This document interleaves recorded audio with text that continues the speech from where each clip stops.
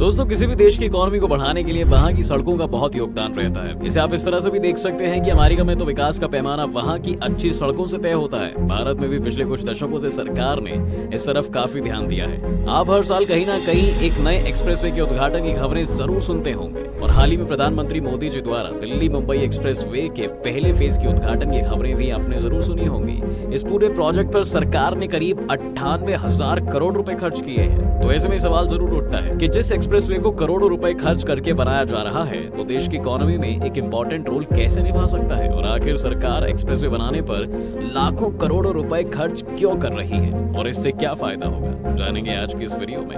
हमारे साथ बने रहिएगा अंत तक और बताएंगे भारत के कुछ शानदार एक्सप्रेसवे के बारे में भी। तो चलिए जानते हैं विस्तार से। सरकार अगर किसी प्रोजेक्ट में हजारों करोड़ों रुपए खर्च कर रही है तो इसका वास्तव में मतलब ये है कि रुपया सरकार के हाथ से निकलकर अपनी जमीन देने वाले नागरिकों से लेकर प्रोजेक्ट में काम करने वाली कंपनियों तक पहुंचता है और इसी तरह से अर्थव्यवस्था में आगे बढ़ता है। इसमें कंपनियों को काम से लेकर लोगों को रोजगार तक मिल रहा है। एक्सप्रेसवे के प्रोजेक्ट में मेटल सेक्टर से लेकर ब्रिज और टनल बनाने वाली कंपनियों तक को नए प्रोजेक्ट मिलते हैं, जिससे इन कंपनियों की आय बढ़ती है और अर्थव्यवस्था को गति मिलती है। आपको बता दें कि इंडस्ट्री के लिए तेज कनेक्टिविटी कारोबार का सबसे अहम पहलू होता है। कच्चे माल की सप्लाई से लेकर तैयार माल को बाजारों या पोर्ट तक समय से भेजने के लिए कंपनी तेज कनेक्टिविटी को काफी अहमियत देती है। बड़े शहरों के करीब जमीन की कमी से इंडस्ट्री के लिए काफी समस्या होती है। जरूरत के हिसाब से जमीन ना मिलने से या फिर जमीन की कीमत काफी ऊंची होने से कंपनियां निवेश रद्द तक कर देती हैं। हालांकि एक्सप्रेसवे की मदद से कंपनियां अब दूर दराज के इलाके में भी निवेश करने लगी हैं, क्योंकि बेहतर इंफ्रास्ट्रक्चर की मदद से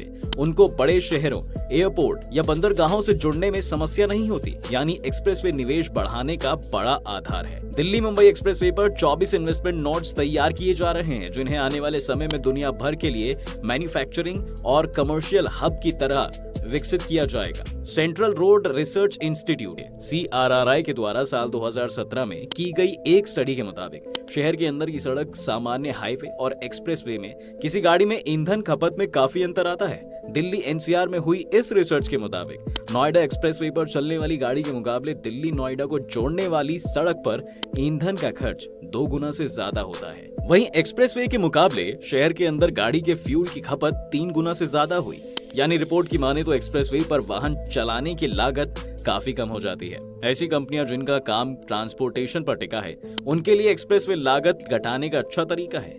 इसी वजह से एक्सप्रेसवे के करीब तैयार होने वाले इंडस्ट्रियल हब में कंपनियां हमेशा निवेश के लिए तैयार रहती हैं। एक्सप्रेसवे रोजगार बढ़ाने का एक अहम जरिया है। निर्माण के दौरान स्थानीय लोगों को रोजगार मिलता है।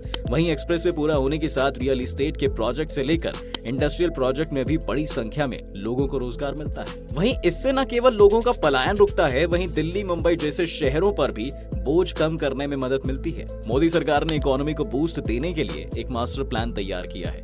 इस प्लान के तहत देश में 23 नए एक्सप्रेसवे बनाए जाएंगे, जिसकी दूरी करीब 7800 किलोमीटर होगी। इसे बनाने में करीब 3.3 लाख करोड़ खर्च होने वाले हैं। National highway authority of India NHAI ने इस मेगा प्लान को पूरा करने के लिए 5 सालों का लक्ष्य रखा है। अगर सब कुछ सही समय पर हुआ तो मार्च 2025 तक यह काम पूरा हो जाएगा। इसमें से अब तक कुछ एक्सप्रेसवे का उद्घाटन हो चुका है, वहीं कुछ पर काम भी जारी है। निवेश और निवेशकों को आकर्षित करने के लिहाज से इस प्लान को तैयार किया गया है। इस मेगा प्रोजेक्ट के पूरा होने पर मूवमेंट ऑफ व्हीकल आसान और ज्यादा तेजी से होगा। इससे कार्गो का मूवमेंट भी तेज होगा। वर्तमान में 24 घंटे में एक कार्गो 400 किलोमीटर की दूरी कवर करता है। यह ग्लोबल स्टैंडर्ड से करीब 50% कम है। हाईवे का जाल बिछ जाने के बाद इसमें तेजी आएगी और औद्योगिक गतिविधियों में भी तेजी आएगी। इसके कारण कॉस्ट और टाइम भी 50% कम लगेगा। NHAI की स्टेट्स रिपोर्ट के मुताबिक 9 एक्सप्रेसवे मार्च 2024 तक पूरा करने का लक्ष्य रखा गया है। इसके अलावा 9 अन्य ग्रीनफील्ड हाईवे